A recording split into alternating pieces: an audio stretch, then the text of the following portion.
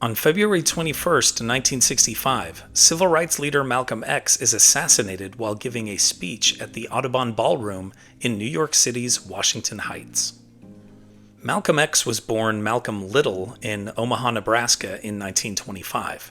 His father was a Baptist preacher and a black nationalist.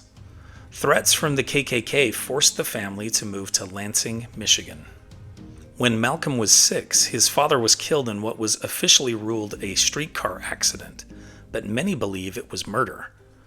Malcolm was taken from his family by welfare caseworkers at age 12. He dropped out of high school and moved to Boston, where he got into trouble with the law. At 21, he was convicted of burglary. In prison, he encountered the teachings of Elijah Muhammad, the leader of the Nation of Islam. The group advocated black nationalism and radical separatism. Malcolm joined and decided to take the last name X to symbolize his stolen African identity. After his release, he became a fiery black Muslim leader in Harlem.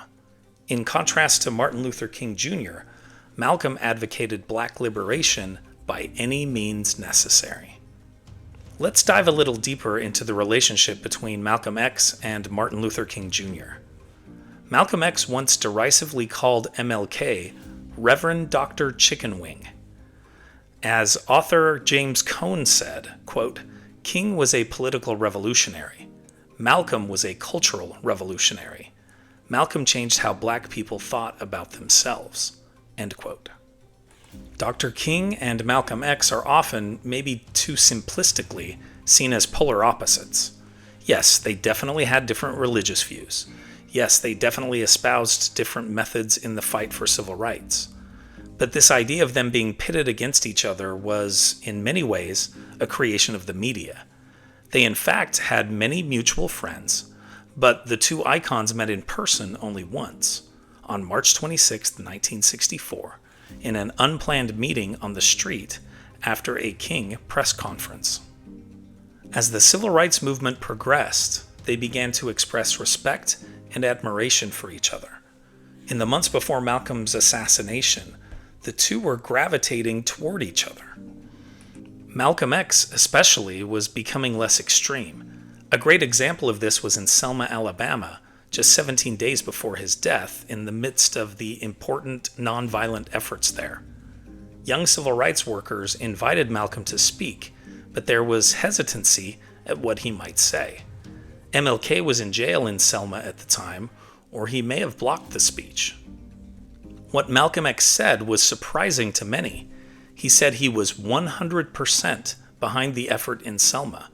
He went on to say, quote, "People would do well to listen to Dr. King and give him what he's asking for, and give it to him fast before some other factions come along and try to do it another way. What he's asking for is right." End quote. In those final months, Malcolm had become critical of Elijah Muhammad and left the Nation of Islam in 1964.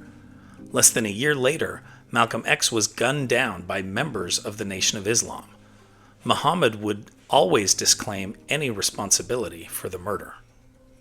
Malcolm's assassination was one of the 4 major assassinations in the U.S. in the 1960s.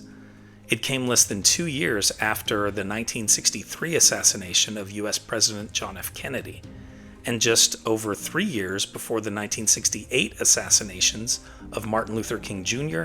and U.S. Senator and presidential candidate Robert F. Kennedy. There is still a lot of mystery surrounding Malcolm X's assassination.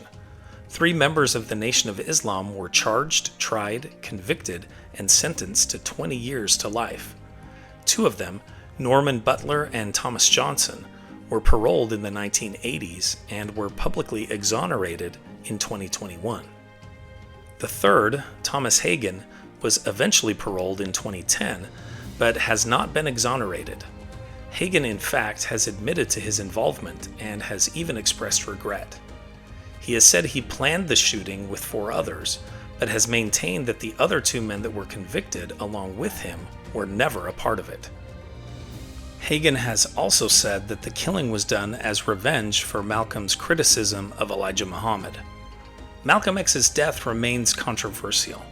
To this day, Like many believe with other prominent 1960s assassinations, there are those who maintain that there was a government conspiracy behind it.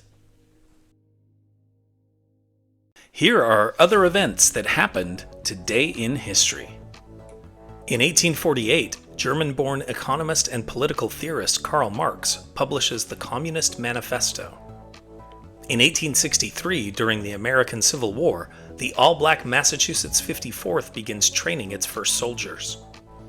In 1885, after 37 years of construction, the Washington Monument, a 550-foot obelisk, is dedicated.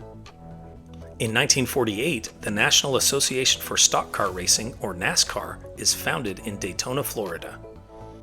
In 1990, pop duo Milli Vanilli wins a Grammy Award for Best New Artist, which is later revoked.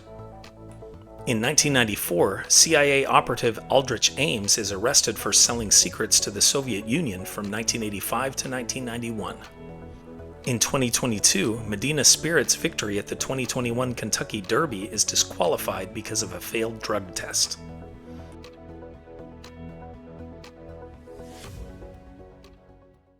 And now, it's time for our Today in History quiz. What was the nickname of Benito Mussolini's fascist paramilitary group? The Black Shirts, the Brown Shirts, the White Shirts, or the Red Shirts? Think you know the answer? Drop your guesses in the comments below. Find out if you're right tomorrow on Today in History.